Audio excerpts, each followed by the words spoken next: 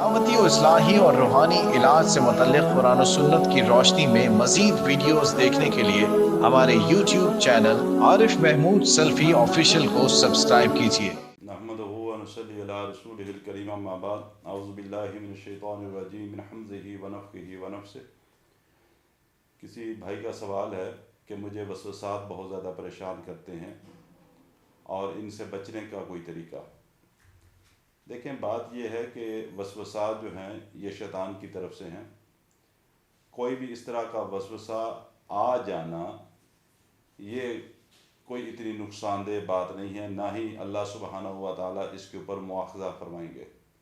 ہاں، اس وسوسے کو آگے بڑھاتے چلے جانا خود اپنے ذہن کے ساتھ، یہ بہرحال غلط عمل ہے۔ اور جو شخص اس چیز کی ترتیب یا روٹین بنا لیتا ہے کہ اس کو خود بڑھانا شروع کر دیتا ہے، آہستہ آہستہ اس کے وسوسات کے اندر اضافہ ہونا شروع ہو جاتا ہے۔ اس سے بچنے کا یا اس کو ختم کرنا، اس کو دور کرنے کا طریقہ یہ ہے کہ ایک تو آپ 5 وقت کی نماز کی پابندی کریں۔ دوسری بات، صبح کے اور شام کے مسنون اذکار، وہ اذکار جو اللہ کے نبی صلی اللہ علیہ وسلم نے خود کیے، خود دعائیں پڑھی اور آپ نے امت کو بھی سکھائیں، صحابہ کرام کو بھی سکھائیں، ان دعاؤں کی پابندی کریں۔ جب آپ یہ 2 چیز کریں گے، اللہ کی رحمت سے انشاءاللہ تعالیٰ آپ کی اس تکلیف کے اندر بہت حد تک بہتری آ جائے گی اور آہستہ آہستہ ختم ہو جائے گی۔ دوسری بات، اپنی ترتیب یہ بنائیں کہ ربی اعوذ بک من ہمزات الشیاطین و اعوذ بک ربی ان یحضرون۔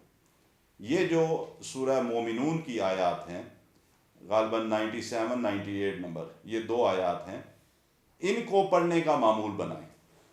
صبح شام پڑھ لیں۔ اگر وسوسات کی شدت ہے تو چلتے پھرتے آپ ان کو پڑھ سکتے ہیں۔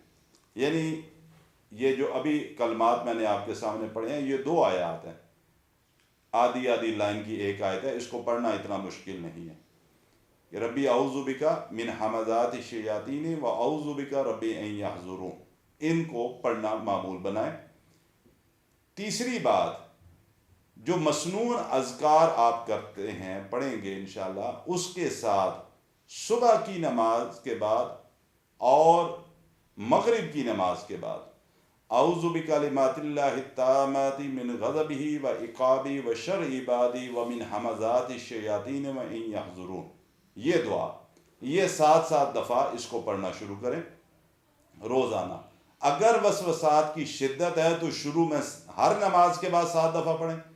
اگر ان کی شدت کے میں اضافہ نہیں ہے تو پھر آپ اس کو فجر اور مغرب کے ساتھ آپ پڑھ سکتے ہیں۔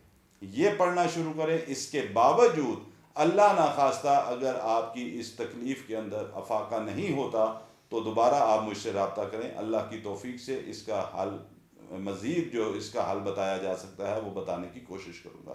اللہ تعالیٰ آپ کو مکمل شفا عطا فرمائے۔